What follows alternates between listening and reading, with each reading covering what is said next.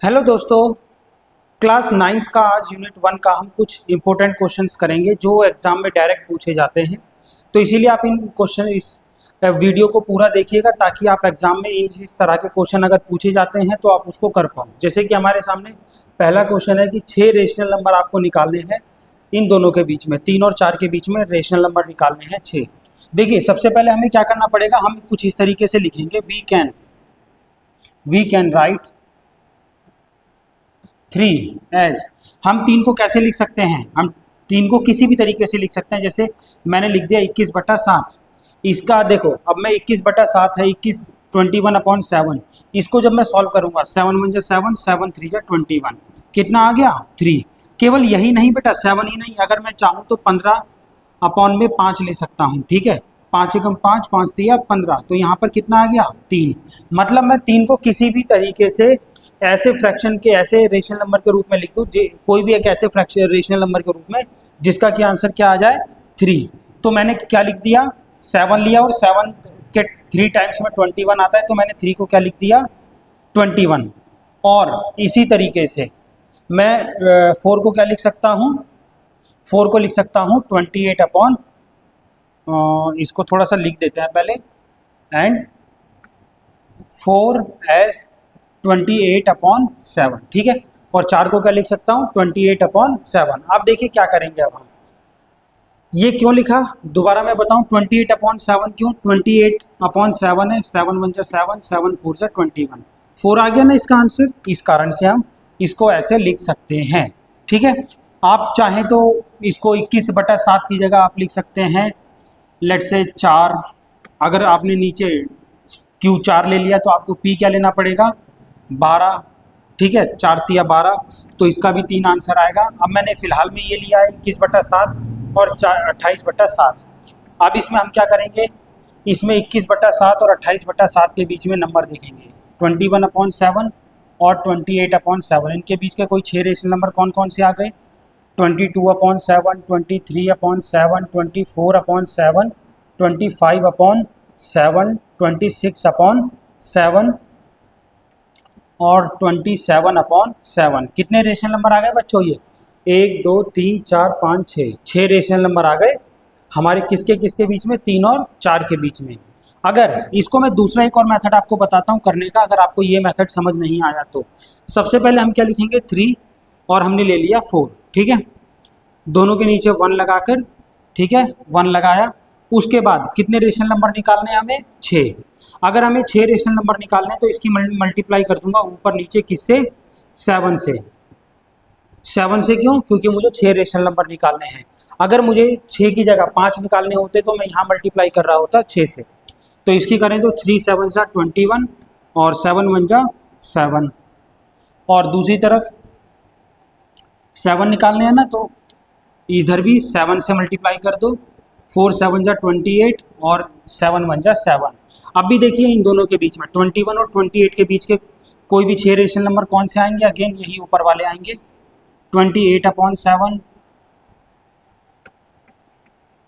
22/7 23 24 25 26 27, और सबके नीचे क्या चल रहा है 7। ठीक है, तो इस तरीके से आप किसी भी 2 नंबर के बीच में रेशनल नंबर निकाल सकते हो।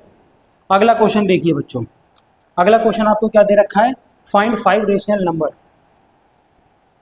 5 रेशनल नंबर निकालने हमें किसके किसके बीच में, 3/5 और 4/5 के बीच में। तो हम यहाँ नंबर लेते हैं 3/5 और दूसरा नंबर क्या है 4/5। अब देखिए हमें कितने रेशनल नंबर निकालने हैं 5, तो ऊपर नीचे 6 से मल्टीप्लाई कर दी, 6 से कर दी तो 3 6 18 और 5 6 30, और इधर अगेन 6 से मल्टीप्लाई, क्यों, क्योंकि 5 है तो 6 से। जितने नंबर पूछे जा रहे हैं उससे एक नंबर ज़्यादा से ऊपर नीचे मल्टीप्लाई करनी है, 6 4 24 और 5 6 30। देखिए नीचे 30 सेम आ गया। अब 18 और 24 के बीच के नंबर लिख देते हैं, 18/30 और 24/30, 18/30 और 24/30। इनके बीच में जो भी हमें नंबर दिखते हैं हम उसे लिख सकते हैं, जैसे कि 18 के बाद 19/30, 20/30, 21/30, 24 4/30 और 25/30। देखिए सॉरी 21 के बाद हमारे पास आ गए 22/30 और 23/30। 1 2 3 4 5, ठीक है। जो ये येलो में है ये सारे 5 रेशनल नंबर आ गए किन किन के बीच में, 3/5 और 4/5 के बीच में, ठीक है। अब इसी तरीके से बच्चों एक और क्वेश्चन पूछा जाता है, जो पता है क्वेश्चन क्या होता है, देखिए मैं आपको बताता हूँ। हमसे पूछा जाएगा 3/7 और 5/6, इनके बीच में लेट से कितने भी गिनती के चलो 4 रेशनल नंबर, कितने 4 रेशनल नंबर हमें निकालने हैं, कितने इनके बीच में 4 रेशनल नंबर निकालने हैं। अब देखिए, अब ये क्वेश्चन ना पिछले वाले क्वेश्चन से थोड़ा सा अलग है, क्यों? क्योंकि इनमें जो नीचे क्यू है ये क्या है, दोनों में अलग अलग है। यहाँ 7 है और यहाँ कितना है 6। इसको कैसे करेंगे? इसको करने के लिए हम एक काम करते हैं, पहले इन दोनों को सेम कर लेते हैं। सेम कैसे करेंगे? तो सेम करने के लिए हम एक काम करते हैं, नीचे और ऊपर देखो क्या करेंगे। ये लिखा मैंने 3/7, ये लिखा मैंने 5/6। इसकी मल्टीप्लाई इसमें और इसमें दोनों में कर दीजिए, ठीक है। तो मल्टीप्लाई 6 और यहाँ भी मल्टीप्लाई 6, 3 6 जा 18 और 7 6 जा 42। और अब इधर क्या करेंगे? देखिए इधर इन दोनों में किसकी 7 की मल्टीप्लाई इसमें भी और इसमें भी कर दीजिए। इसका मतलब 7 7, तो 5 7 जा 35 और 6 7 जा 42, ठीक है। अब इन दोनों के बीच के नंबर निकाल दीजिए। 18/42 और 35/42 के बीच में बहुत सारे नंबर आ जाएंगे, जैसे 19/42, 20/42, 30/42, 34/42, मतलब कोई से भी उठाकर 4 रेशनल नंबर लिख दीजिए। ये तरीका है कोई भी ऐसे नंबरों के बीच में रेशनल नंबर निकालने का, जो कि ऐसे रेशनल नंबर के बीच में रेशनल नंबर निकालने का जिनके कि नीचे क्यू यानी कि डिनोमिनेटर इक्वल ना हो। तो देखिए अब अगला क्वेश्चन अगर हम देखें, अगला क्वेश्चन काफ़ी इंपॉर्टेंट है बेटा, it is very very important. Okay, why very very important? क्योंकि हर बार लगभग CBSE ये क्वेश्चन आपसे पूछती है। इसमें क्या है, आपको एक्सप्रेस करना है किसी भी डेसिमल एक्सप्रेशन को। कोई भी आपके सामने एक डेसिमल एक्सप्रेशन दे रखा है, उस डेसिमल एक्सप्रेशन को आपको क्या करना है, आपको एक्सप्रेस करना है कि ये एक रेशनल नंबर, इसको P/Q के रूप में, इसमें क्या दे रखा है 0.333, यानी कि हमें क्या दिया हुआ है, हमें दिया हुआ है 0.3 बार, 0.3 बार। ये एक हमें पता है कि ये क्या एक रेशनल नंबर है, इसे हमें P/Q के रूप में लिखना है। तो देखिए सबसे पहले हम इसको कैसे कर सकते हैं, इसको करने के लिए हम क्या करेंगे, हम कुछ इस तरीके से लिखेंगे। हम कैसे लिखना शुरू करेंगे, देखिए सबसे पहले हम सॉल्यूशन में लिखेंगे, लेट सॉल्यूशन यहाँ लिखते हैं, ठीक है, यहाँ करते हैं हम, ये मान लेते हैं लेट, ये हम इसे x मान लेते हैं, क्या मान लेते हैं, x इज इक्वल टू 0.333, ठीक है। ये इक्वेशन 1 है बेटा। हमने क्या मान लिया, इसको ये जो हमें दे रखा है डेसिमल एक्सप्रेशन, इसको हमने x मान लिया। अब ये इक्वेशन 1 है। अब हम क्या करेंगे, अगले स्टेप में multiply by 10 from both side in equation 1। Equation 1 में ना, यानी कि इस इक्वेशन में हमें दोनों तरफ 10 से मल्टीप्लाई कर देनी है। 10 से क्यों? क्योंकि डेसिमल के बाद केवल एक ही डिजिट है जो कि नॉन टर्मिनेटिंग है, ठीक है। इसी कारण से केवल 3 है, तो 3 के लिए हम क्या करेंगे, केवल एक डिजिट है, तो इसी कारण से हम 10 से मल्टीप्लाई करेंगे, इस तरफ भी और इस तरफ भी। देखिए अब इधर करेंगे 10 multiply x is equal to 10 multiply 0.3333, ठीक है। ये x इक्वेशन 1 थी, 10 की x में करी 10x, और 10 की जब इसमें करेंगे तो केवल ये जो डेसिमल है ना, ये डेसिमल एक डिजिट आगे चला जाएगा। ये डिजिट आगे गया तो क्या हो गया 3.333, ठीक है। ये हमारी कौन सी हो गई, इक्वेशन 2 हो गई। कितने भी 3 लिख सकते हैं हम तो, क्योंकि ये नॉन टर्मिनेटिंग है, ठीक है। नॉन टर्मिनेटिंग है, इसका मतलब जितने मर्जी उतने आप लिख सकते हो। अब ये इक्वेशन 2 हो गई। अब अगले स्टेप में हम क्या करेंगे, इस इक्वेशन 2 में से, इस वाली इक्वेशन में से इस वाली इक्वेशन को माइनस करेंगे, यानी कि सब्सट्रैक्ट इक्वेशन 1 फ्रॉम इक्वेशन 2।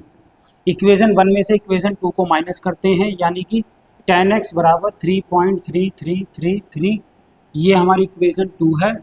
और इक्वेशन 1 क्या है, ऊपर जो हमने मानी थी x बराबर 0.3333, ये इक्वेशन 1 है। अब इसमें माइनस करें अगर हम, तो देखिए 3 में से 3 गया 0 0 0, 3 में से 0 गया 3, और यहाँ 10 है, यहाँ कुछ नहीं है 1, 10 में से 1 x गया तो कितना बचा 9x, यहाँ ये बच गया हमारे पास। अब आगे 9x बराबर 3 है, तो x बराबर क्या हम लिख सकते हैं 3/9। ये मल्टीप्लाई का इधर जाके किसका हो गया डिवाइड, आगे कट जाएगा, 3 बन जा 3, 3 3 जा 9, यानी कि हमें इसकी पी क्यू फॉर्म क्या आ गई 1/3। तो हम इसे इस तरीके से लिख सकते हैं, the P/Q form of 0.3 bar is 1/3, है ना। So this is the answer of this question. बेटा अच्छे से इसको ध्यान से देखिए, ध्यान से समझिए, और इसे एक बार अपने आप करके जरूर देखिए, ठीक है। आप बढ़ते हैं अपने अगले क्वेश्चन की तरफ। देखिए अगला क्वेश्चन हमें क्या कह रहा है, हमें 0.2727 यानी कि 1.2727 यानी कि 1.2727 के ऊपर बार है, इसको हमें P/Q के रूप में लिखना है। तो अगेन हम क्या करेंगे, सबसे पहले हम ये ले लेते हैं लेट, इसको हम x मान लेते हैं, x बराबर 1.2727 डैश डैश डैश, ये इक्वेशन 1 हो गई। अब दोनों तरफ हम क्या करेंगे, मल्टीप्लाई करेंगे दोनों तरफ, किससे, मल्टीप्लाई बाई, 2 डिजिट रिपीट हो रहे हैं, 2 डिजिट है नॉन टर्मिनेटिंग में, तो अब 100 से हम करेंगे बाई 100 इन इक्वेशन 1। इक्वेशन 1 में अब 100 से मल्टीप्लाई करेंगे, तो 100 मल्टीप्लाई x बराबर 100 मल्टीप्लाई 1.2727, ठीक है। ये इक्वेशन कौन सी है हमारी, फर्स्ट ही है। अब इसको हम करते हैं 100 की x में करी 100x, और इसमें 2 डेसिमल के बाद, यानी कि 2 पॉइंट, ये जो पॉइंट है 2 डिजिट बाद आगे ट्रांसफ़र हो जाएगा, क्योंकि हम 100 से मल्टीप्लाई कर रहे हैं, तो क्या आ जाएगा 1.27 और ये 2727। कई बच्चे ये सोच रहे होंगे कि 27 एक्स्ट्रा क्यों आ गया, क्योंकि बेटा ये नॉन टर्मिनेटिंग है, तो 27 हम चाहे एक बार लिखें 10 बार लिखें कोई फ़र्क नहीं पड़ता। अभी इक्वेशन 2 आ गई, अगले स्टेप में हम क्या करेंगे, इस इक्वेशन 1 में से इक्वेशन 2 को क्या, इक्वेशन 2 में से इक्वेशन 1 को घटा देंगे, subtract equation 1 from equation 2। Equation 1 में से इक्वेशन 2 को घटाते हैं, तो 100x बराबर 127.2727, ये हमारी इक्वेशन 2 है। और इक्वेशन हमारी 1 क्या है, x इज इक्वल टू 1.2727, ये इक्वेशन फर्स्ट है। अब माइनस करें अगर हम, तो यहाँ इनमें से माइनस करेंगे 0, 7 में से 1 गया 6, 2 1 इक्वल टू 100 में से 1x गया तो कितना बचा 99x, आगे x बराबर 126, और ये मल्टीप्लाई इधर जाके किसका हो गया डिवाइड का, ठीक है। तो ये इसका आंसर आ गया, ये इसकी PQ फॉर्म है, ठीक है। आई होप आपको ये समझ आया होगा कि किस तरीके से 1.2727 को हमें P/Q के रूप में लिखना है, ठीक है। अगर आपको अच्छे से समझ आ गया तो आप मुझे कमेंट करके ज़रूर बताइए, और आपको मैं एक होमवर्क देता हूं जिसका मुझे आप आंसर कमेंट में बताइए कि 0 पॉइंट इधर हम ले लेते हैं 0.001 बार, इसको आपको P/Q के रूप में एक्सप्रेस करना है, और इसका आंसर मुझे आप कमेंट में ज़रूर दीजिए, ठीक है ना। आई होप आपको ये वीडियो पसंद आई होगी। अगर आपको पसंद आई है तो आप चैनल को सब्सक्राइब करके रखिए। क्लास 9th के और भी इम्पोर्टेंट टॉपिक्स के लिए मैं अधिक से अधिक जितने हो सकेंगे उतने इम्पोर्टेंट क्वेश्चंस इस चैनल पे पोस्ट करने की कोशिश करूँगा, ठीक है।